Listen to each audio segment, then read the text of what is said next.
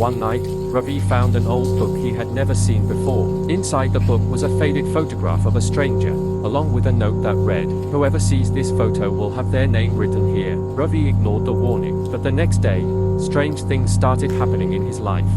He discovered that his own name was written on the last page of the book. Terrified, Ravi tried to burn the photo. But suddenly, the man from the photo appeared in front of him, grinning. Ravi realized that some things are beyond our control. Never ignore a warning, you might face terrifying consequences.